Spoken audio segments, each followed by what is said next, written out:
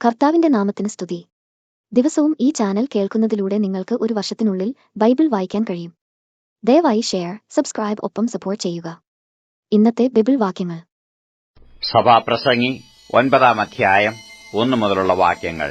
സഭാപ്രസംഗി 9 അധ്യായം 1 മുതലുള്ള വാക്യങ്ങൾ. ഇതൊക്കെയും നീതിമാന്മാരും ജ്ഞാനികളും അവരുടെ പ്രവൃത്തികളും ദൈവത്തിന്റെ കയ്യിലിരിക്കുന്നു എന്നുള്ളതൊക്കെയും തന്നെ ശോധന ചെയ്യുവാൻ ഞാൻ മനസ്സുവെച്ചു. സ്നേഹമാകട്ടെ ദ്വേഷമാകട്ടെ ഒന്നും മനുഷ്യൻ അറിയുന്നില്ല, സർവവും അവരുടെ മുമ്പിൽ ഇരിക്കുന്നു താനും. എല്ലാവർക്കും എല്ലാം ഒരുപോലെ സംഭവിക്കുന്നു. നീതിമാനും ദുഷ്ടനും നല്ലവനും നിർമ്മലനും മലിനനും യാഗം കഴിക്കുന്നവനും യാഗം കഴിക്കാത്തവനും ഒരേ ഗതി വരുന്നു. പാപിയും നല്ലവനും ആണ പേടിക്കുന്നവനും ആണയിടുന്നവനും ഒരുപോലെ ആകുന്നു. എല്ലാവർക്കും ഒരേ ഗതി വരുന്നു എന്നുള്ളത് സൂര്യന്റെ കീഴിൽ നടക്കുന്ന എല്ലാറ്റിലും ഒരു തിന്മയത്രേ. മനുഷ്യരുടെ ഹൃദയത്തിലും ദോഷം നിറഞ്ഞിരിക്കുന്നു. ജീവപര്യന്തം അവരുടെ ഹൃദയത്തിൽ ഭ്രാന്തുണ്ട്. അതിന്റെ ശേഷമോ അവർ മരിച്ചവരുടെ അടുക്കിലേക്ക് പോകുന്നു. ജീവിച്ചിരിക്കുന്നവരുടെ കൂട്ടത്തിൽ ഉള്ളവനൊക്കെയും പ്രത്യാശയുണ്ട്. ചത്ത സിംഹത്തെക്കാൾ ജീവനുള്ള നായി നല്ലതല്ലോ. ജീവിച്ചിരിക്കുന്നവർ തങ്ങൾ മരിക്കുമെന്ന് അറിയുന്നു, മരിച്ചവരോ ഒന്നും അറിയുന്നില്ല.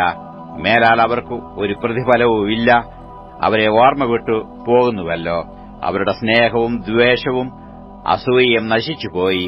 സൂര്യന് കീഴെ നടക്കുന്ന യാതൊന്നിലും അവർക്ക് ഇനി ഒരിക്കലും ഓഹരിയില്ല. നീ ചെന്ന് സന്തോഷത്തോടുകൂടെ അപ്പം തിന്നുക, ആനന്ദ ഹൃദയത്തോടെ വീഞ്ഞു കുടിക്ക. ദൈവം നിന്റെ പ്രവൃത്തികളിൽ പ്രസാദിച്ചിരിക്കുന്നുവല്ലോ. നിന്റെ വസ്ത്രം എല്ലായ്പ്പോഴും വെള്ളയായിരിക്കട്ടെ, നിന്റെ തലയിൽ എണ്ണ കുറയാതിരിക്കട്ടെ. സൂര്യന് കീഴെ അവൻ നിനക്ക് നൽകിയിരിക്കുന്ന മായയായുള്ള ആയുഷ്കാലത്തൊക്കെയും നീ സ്നേഹിക്കുന്ന ഭാര്യയോടുകൂടെ മായയായുള്ള നിന്റെ ആയുഷ്കാലമെല്ലാം സുഖിച്ചുകൊള്ളുക. അതല്ലോ ഈ ആയുസ്സിലും സൂര്യന്റെ കീഴിൽ നീ ചെയ്യുന്ന പ്രയത്നത്തിലും നിനക്കുള്ള ഓഹരി. ചെയ്യുവാൻ നിനക്ക് സംഗതി വരുന്നതൊക്കെയും ശക്തിയോടെ ചെയ്യുക. നീ ചെല്ലുന്ന പാതാളത്തിൽ പ്രവൃത്തിയോ സൂത്രമോ അറിവോ ജ്ഞാനമോ ഒന്നുമില്ല. പിന്നെയും ഞാൻ സൂര്യന് കീഴെ കണ്ടത് വേഗതയുള്ളവർ ഓട്ടത്തിലും വീരന്മാർ യുദ്ധത്തിലും നേടുന്നില്ല. ജ്ഞാനികൾക്ക് ആഹാരവും വിവേകികൾക്ക് സമ്പത്തും സാമർഥ്യമുള്ളവർക്ക് പ്രീതിയും ലഭിക്കുന്നില്ല. അവർക്കൊക്കെയും കാലവും ഗതിയുമത്രേ ലഭിക്കുന്നത്. മനുഷ്യൻ തന്റെ കാലം അറിയുന്നില്ലല്ലോ. വല്ലാത്ത വലയിൽ പിടിപെടുന്ന മത്സ്യങ്ങളെപ്പോലെയും കണിയിലാകപ്പെടുന്ന പക്ഷികളെപ്പോലെയും മനുഷ്യർ പെട്ടെന്ന് വന്നുകൂടുന്ന ദുഷ്കാലത്ത് കണിയിൽ കുടുങ്ങിപ്പോകുന്നു. ഞാൻ സൂര്യന് കീഴെ ഇങ്ങനെയും ജ്ഞാനം കണ്ടു. അത് എനിക്ക് വലുതായി തോന്നി. ചെറിയൊരു പട്ടണമുണ്ടായിരുന്നു, അതിൽ മനുഷ്യർ ചുരുക്കമായിരുന്നു. വലിയൊരു രാജാവ് അതിന്റെ നേരെ വന്നു അതിനെ നിരോധിച്ചു. അതിനെതിരെ വലിയ കൊത്തളങ്ങൾ പണിതു. എന്നാൽ അവിടെ സാധുവായൊരു ജ്ഞാനി പാർത്തിരുന്നു. അവൻ തന്റെ ജ്ഞാനത്താൽ പട്ടണത്തെ രക്ഷിച്ചു. എങ്കിലും ആ സാധു മനുഷ്യനെ ആരും ഓർത്തില്ല. ജ്ഞാനം ബലത്തേക്കാൾ നല്ലത് തന്നെ, എങ്കിലും സാധുവിന്റെ ജ്ഞാനം തുച്ഛീകരിക്കപ്പെടുന്നു. അവന്റെ വാക്ക് ആരും കൂട്ടാക്കുന്നതുമില്ല എന്ന് ഞാൻ പറഞ്ഞു. മൂഢന്മാരെ ഭരിക്കുന്നവന്റെ അട്ടഹാസത്തെക്കാൾ സാവധാനത്തിൽ പറയുന്ന ജ്ഞാനിയുടെ വചനങ്ങൾ നല്ലത്. യുദ്ധങ്ങളെക്കാളും ജ്ഞാനം നല്ലത്. എന്നാൽ ഒരൊറ്റ പാവി വളരെ നന്മ നശിപ്പിച്ചു കളയുന്നു. സഭാപ്രസംഗി 10 അധ്യായം 1 മുതലുള്ള വാക്യങ്ങൾ. സഭാപ്രസംഗി 10 അധ്യായം 1 മുതലുള്ള വാക്യങ്ങൾ. ചത്ത ഈച്ച തൈലക്കാരന്റെ തൈലം നാറുമാറാക്കുന്നു. അല്പഭോഷത്വം ജ്ഞാനമാനങ്ങളെക്കാൾ ഘനമേറുന്നു. ജ്ഞാനിയുടെ ബുദ്ധി അവന്റെ വലത്തുഭാഗത്തും മൂഢന്റെ ബുദ്ധി അവന്റെ ഇടത്തുഭാഗത്തും ഇരിക്കുന്നു. ഭോഷൻ നടക്കുന്ന വഴിയിൽ അവന്റെ ബുദ്ധി ക്ഷയിച്ചു പോകുന്നു. താൻ ഭോഷനെന്നു എല്ലാവർക്കും വെളിവാക്കും. അധിപതിയുടെ കോപം നിന്റെ നേരെ പൊങ്ങുന്നു എങ്കിൽ നീ നിന്റെ സ്ഥലം വിട്ടു മാറരുത്. ശാന്തി മഹാപാതകങ്ങളെ ചെയ്യാതിരിപ്പാൻ കാരണമാകും. അധിപതിയുടെ പക്കൽ നിന്ന് പുറപ്പെടുന്ന തെറ്റുപോലെ ഞാൻ സൂര്യന് കീഴെ ഒരു തിന്മ കണ്ടു. മൂഢന്മാർ ശ്രേഷ്ഠ പദവിയിൽ എത്തുകയും ധനവാന്മാർ താണനിലയിൽ ഇരിക്കുകയും ചെയ്യുന്നത് തന്നെ. ദാസന്മാർ കുതിരപ്പുറത്തിരിക്കുന്നതും പ്രഭുക്കന്മാർ ദാസന്മാരെപ്പോലെ കാൽനടയായി നടക്കുന്നതും ഞാൻ കണ്ടു. കുഴി കുഴിക്കുന്നവൻ അതിൽ വീഴും. മതിൽ പൊളിക്കുന്നവനെ പാമ്പ് കടിക്കും. കല്ല് വെട്ടുന്നവന് അതുകൊണ്ട് ദണ്ണം തട്ടും. വിറക് കീറുന്നവന് അതിനാൽ ആപത്ത് വരും. ഇരുമ്പായുധം മൂർച്ചയില്ലാഞ്ഞിട്ട് അവന്റെ വായ്ത്തല തേക്കാതിരുന്നാൽ അവൻ അധികം ശക്തി പ്രയോഗിക്കേണ്ടി വരും. ജ്ഞാനമോ കാര്യസിദ്ധിക്ക് ഉപയോഗമുള്ളതാകുന്നു. മന്ത്രപ്രയോഗം ചെയ്യും മുമ്പേ സർപ്പം കടിച്ചാൽ മന്ത്രവാദിയെ വിളിച്ചിട്ട് ഉപകാരമില്ല. ജ്ഞാനിയുടെ വായിലെ വാക്ക് ലാവണ്യമുള്ളത്, മൂഢന്റെ അധരമോ അവനെ തന്നെ നശിപ്പിക്കും. അവന്റെ വായിലെ വാക്കുകളുടെ ആരംഭം ഭോഷത്വവും അവന്റെ സംസാരത്തിന്റെ അവസാനം വല്ലാത്ത ഭ്രാന്തും തന്നെ. ഭോഷൻ വാക്കുകളെ വർദ്ധിപ്പിക്കുന്നു. സംഭവിപ്പാനിരിക്കുന്നത് മനുഷ്യൻ അറിയുന്നില്ല. അവന്റെ ശേഷം ഉണ്ടാകുവാനുള്ള ആർ അവനെ അറിയിക്കും. പട്ടണത്തിലേക്ക് പോകുന്ന വഴി അറിയാത്ത മൂഢന്മാർ തങ്ങളുടെ പ്രയത്നത്താൽ ക്ഷീണിച്ചു പോകുന്നു. ബാലനായ രാജാവും അധികാലത്ത് ഭക്ഷണം കഴിക്കുന്ന പ്രഭുക്കന്മാരുമുള്ള ദേശമേ, നിനക്കു അയ്യോ കഷ്ടം. കുലീനപുത്രനായ രാജാവും മദ്യപാനത്തിനല്ല, ബലത്തിനു വേണ്ടി മാത്രം തക്ക സമയത്ത് ഭക്ഷണം കഴിക്കുന്ന പ്രഭുക്കന്മാരുമുള്ള ദേശമേ, നിനക്ക് ഭാഗ്യം. മടിവുകൊണ്ട് മേൽപ്പുര വീണുപോകുന്നു, കൈകളുടെ ആലസ്യം കൊണ്ട് വീട് ചോരുന്നു. സന്തോഷത്തിനായിട്ട് വിരുന്നു കഴിക്കുന്നു, വീഞ്ഞ് ജീവനെ ആനന്ദിപ്പിക്കുന്നു, ദ്രവ്യമോ സകലത്തിനും ഉതകുന്നു. നിന്റെ മനസ്സിൽ പോലും രാജാവിനെ ശപിക്കരുത്, നിന്റെ ശയനഗ്രഹത്തിൽ പോലും ധനവാനെ ശപിക്കരുത്. ആകാശത്തിലെ പക്ഷി ആ ശബ്ദം കൊണ്ടുപോകുവാനും പറവജാതി ആ കാര്യം പ്രസിദ്ധമാക്കുവാനും മതി. അപ്പോസ്തലനായ പൗലോസ് റോമർക്കെഴുതിയ ലേഖനം 9-ാം അധ്യായം 1 മുതലുള്ള വാക്യങ്ങൾ. റോമർ 9-ാം അധ്യായം 1 മുതലുള്ള വാക്യങ്ങൾ. ഞാൻ ക്രിസ്തുവിൽ സത്യം പറയുന്നു, ഞാൻ പറയുന്നത് ഭോഷ്കല്ല. എനിക്ക് വലിയ ദുഃഖവും ഹൃദയത്തിൽ ഇടവിടാതെ നോവും ഉണ്ട് എന്ന് എന്റെ മനസ്സാക്ഷി എനിക്ക് പരിശുദ്ധാത്മാവിൽ സാക്ഷിയായിരിക്കുന്നു. ജഡപ്രകാരം എന്റെ ചാർച്ചക്കാരായ എന്റെ സഹോദരന്മാർക്കു വേണ്ടി ഞാൻ തന്നെ ക്രിസ്തുവിനോട് വേർവിട്ട് ശാപഗ്രസ്തനാവാൻ ഞാൻ ആഗ്രഹിക്കാമായിരുന്നു. അവർ ഇസ്രയേല്യർ, പുത്രത്വവും തേജസ്സും നിയമങ്ങളും ന്യായപ്രമാണവും ആരാധനയും വാഗ്ദത്തങ്ങളും അവർക്കുള്ളവ. പിതാക്കന്മാരും അവർക്കുള്ളവർ തന്നെ. ജഡപ്രകാരം ക്രിസ്തുവും അവരിൽ നിന്നല്ലോ ഉത്ഭവിച്ചത്. അവൻ സർവ്വത്തിനും മീതെ ദൈവമായി എന്നേക്കും വാഴ്ത്തപ്പെട്ടവൻ. ആമേൻ. ദൈവവചനം വൃഥാവായിപ്പോയി എന്നല്ല, ഇസ്രയേലിൽ നിന്ന് ഉത്ഭവിച്ചവർ എല്ലാം ഇസ്രയേല്യർ എന്നും അബ്രഹാമിന്റെ സന്തതിയാകയ എല്ലാവരും മക്കൾ എന്നും വരികയില്ല. ഇസ്ഹാക്കിൽ നിന്ന് ജനിക്കുന്നവർ നിന്റെ സന്തതി എന്ന് വിളിക്കപ്പെടും എന്നേയുള്ളൂ. അതിന്റെ അർത്ഥമോ, ജഡപ്രകാരം ജനിച്ച മക്കൾ അല്ല ദൈവത്തിന്റെ മക്കൾ, വാഗ്ദത്തപ്രകാരം ജനിച്ച മക്കളെ അത്ര സന്തതി എന്ന് എണ്ണുന്നു. ഈ സമയത്തേക്ക് ഞാൻ വരും, അപ്പോൾ സാറയ്ക്ക് ഒരു മകനുണ്ടാകും എന്നല്ലോ വാഗ്ദത്ത വചനം. അത്രയുമല്ല, റിബേക്കയും നമ്മുടെ പിതാവായ ഇസാക്ക് എന്ന ഏകനാൽ ഗർഭം ധരിച്ചു. കുട്ടികൾ ജനിക്കുകയോ ഗുണമാകട്ടെ ദോഷമാകട്ടെ ഒന്നും പ്രവർത്തിക്കുകയോ ചെയ്യും മുമ്പേ തിരഞ്ഞെടുപ്പിന് പ്രകാരമുള്ള ദൈവ നിർണയം പ്രവൃത്തികൾ നിമിത്തമല്ല, വിളിച്ചവന്റെ ഇഷ്ടം നിമിത്തം തന്നെ വരേണ്ടതിന്. മൂത്തവൻ ഇളയവനെ സേവിക്കുമെന്ന് അവളോട് അരുളി ചെയ്തു. ഞാൻ യാക്കോബിനെ സ്നേഹിച്ചു, ഏശാവിനെ ദ്വേഷിച്ചിരിക്കുന്നു എന്ന് എഴുതിയിരിക്കുന്നുവല്ലോ. ആകയാൽ നാം എന്തു പറയേണ്ടു? ദൈവത്തിന്റെ പക്കൽ അനീതിയുണ്ടോ? ഒരു നാളുമില്ല. എനിക്ക് കരുണ തോന്നണമെന്നുള്ളവനോട് കരുണ തോന്നുകയും എനിക്ക് കനിവ് തോന്നണമെന്നുള്ളവനോട് കനിവ് തോന്നുകയും ചെയ്യും എന്നു അവൻ മോശയോട് അരുളി ചെയ്യുന്നു. അതുകൊണ്ട് ഇച്ഛിക്കുന്നവനാലുമല്ല, ഓടുന്നവനാലുമല്ല, കരുണ തോന്നുന്ന ദൈവത്താൽ അത്ര സകലവും സാധിക്കുന്നത്. ഇതിനായിട്ട് തന്നെ ഞാൻ നിന്നെ നിർത്തിയിരിക്കുന്നത്, നിന്നിൽ എന്റെ ശക്തി കാണിക്കേണ്ടതിനും എന്റെ നാമം സർവ്വഭൂമിയിലും പ്രസ്താവിക്കപ്പെടേണ്ടതിനും തന്നെ എന്ന് തിരുവെഴുത്തിൽ ഫറവോനോട് അരുളി ചെയ്യുന്നു. അങ്ങനെ തനിക്ക് മനസ്സുള്ളവനോട് അവൻ കരുണ തോന്നുന്നു, തനിക്ക് മനസ്സുള്ളവരെ അവൻ കഠിനനാക്കുന്നു.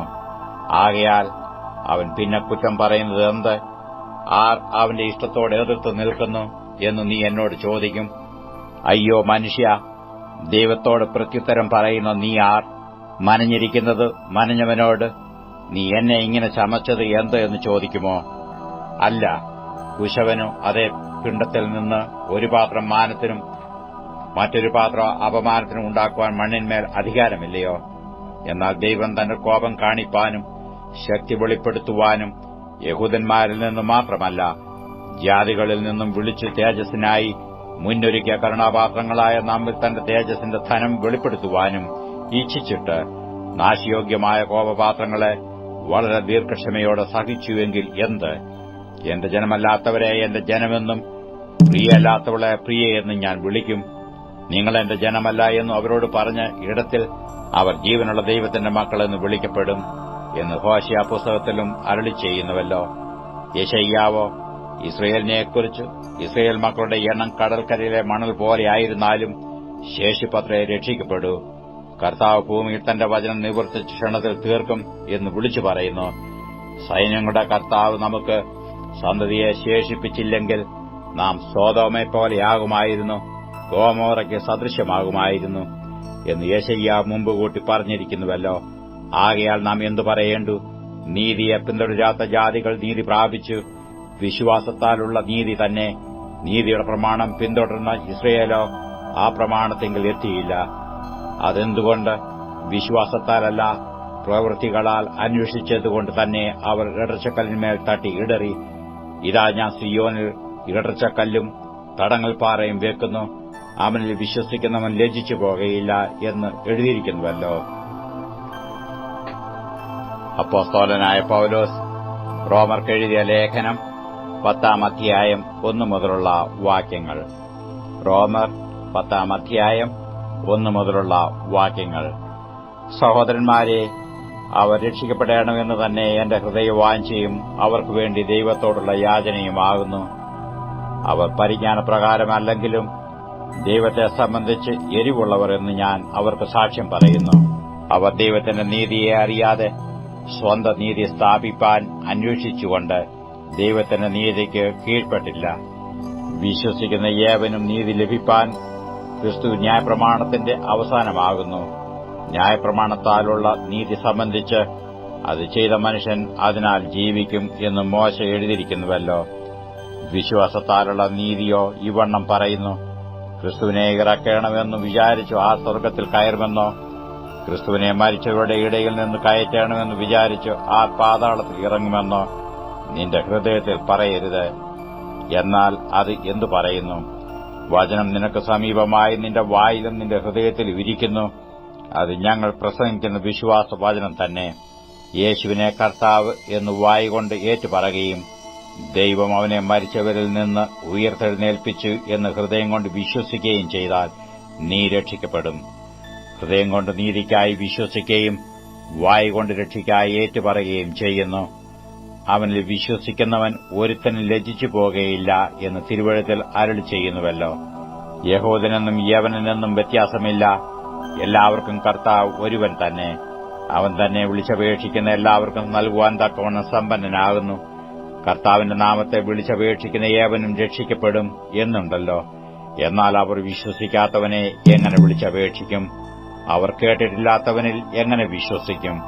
പ്രസംഗിക്കുന്നവൻ ഇല്ലാതെ എങ്ങനെ കേൾക്കും? ആരും അയക്കാതെ എങ്ങനെ പ്രസംഗിക്കും? നന്മ സുവിശേഷിക്കുന്നവരുടെ കാൽ എത്ര മനോഹരമെന്ന് എഴുതിയിരിക്കുന്നുവല്ലോ. എങ്കിലും എല്ലാവരും സുവിശേഷം അനുസരിച്ചിട്ടില്ല. കർത്താവെ, ഞങ്ങൾ കേൾപ്പിച്ചത് ആർ വിശ്വസിച്ചു എന്ന് യെശയ്യാവ് പറയുന്നുവല്ലോ. ആകയാൽ വിശ്വാസം കേൾവിയാലും കേൾവി ക്രിസ്തുവിന്റെ വചനത്താലും വരുന്നു. എന്നാൽ അവർ കേട്ടില്ലയോ എന്ന് ഞാൻ ചോദിക്കുന്നു. കേട്ടിരിക്കുന്നു നിശ്ചയം. അവരുടെ നാദം സർവ്വഭൂമിയിലും അവരുടെ വചനം ഭൂതലത്തിന്റെ അറ്റത്തോളവും പരന്നു. എന്നാൽ ഇസ്രായേൽ ഗ്രഹിച്ചില്ലയോ എന്ന് ഞാൻ ചോദിക്കുന്നു. ജനമല്ലാത്തവരെക്കൊണ്ട് ഞാൻ നിങ്ങൾക്ക് എരിവ് വരുത്തും, മൂഢജാതിയെക്കൊണ്ട് നിങ്ങൾക്ക് കോപം ജനിപ്പിക്കും എന്ന് ഒന്നാമതും മോശ പറയുന്നു. യെശയ്യാവോ, എന്നെ അന്വേഷിക്കാത്തവർ എന്നെ കണ്ടെത്തി, എന്നെ ചോദിക്കാത്തവർക്ക് ഞാൻ പ്രത്യക്ഷനായി എന്ന് ധൈര്യത്തോടെ പറയുന്നു. ഇസ്രയേലിനെക്കുറിച്ചോ അനുസരിക്കാത്തതും മറുത്തു പറയുന്നതുമായ ജനത്തിങ്കിലേക്ക് ഞാൻ ഇടപെടാതെ കൈനീട്ടി എന്നു അവൻ പറയുന്നു. 54-ാം സങ്കീർത്തനം 1 മുതലുള്ള വാക്യങ്ങൾ. 54-ാം സങ്കീർത്തനം 1 മുതലുള്ള വാക്യങ്ങൾ. ദൈവമേ, നിന്റെ നാമത്താൽ എന്നെ രക്ഷിക്കണമേ. നിന്റെ ശക്തിയാൽ എനിക്ക് ന്യായം പാലിച്ചു തരണമേ. ദൈവമേ, എന്റെ പ്രാർത്ഥന കേൾക്കണമേ. എന്റെ വായിലെ വാക്കുകളെ ശ്രദ്ധിക്കണമേ. അന്യജാതിക്കാർ എന്നോട് എതിർത്തിരിക്കുന്നു. ഘോരന്മാർ എനിക്ക് ജീവഹാനി വരുത്തുവാൻ നോക്കുന്നു. അവർ ദൈവത്തെ തങ്ങളുടെ മുമ്പാകെ വെച്ചിട്ടുമില്ല. ഇതാ, ദൈവം എന്റെ സഹായകനാകുന്നു. കർത്താവ് എന്റെ പ്രാണനെ താങ്ങുന്നവരോടുകൂടെയുണ്ട്. അവൻ എന്റെ ശത്രുക്കൾക്ക് തിന്മ പകരം ചെയ്യും. നിന്റെ വിശ്വസ്തതയാൽ അവരെ സംഹരിച്ചു കളയണമേ. സ്വമേധാദാനത്തോടെ ഞാൻ നിനക്ക് ഹനനയാഗം കഴിക്കും. യഹോവേ, നിന്റെ നാമം നല്ലത് എന്ന് ചൊല്ലി ഞാൻ അതിന് സ്തോത്രം ചെയ്യും. അവൻ എന്നെ സകല കഷ്ടത്തിൽ നിന്നും വിടുവിച്ചിരിക്കുന്നു. എന്റെ കണ്ണ് എന്റെ ശത്രുക്കളെ കണ്ടു രസിക്കും.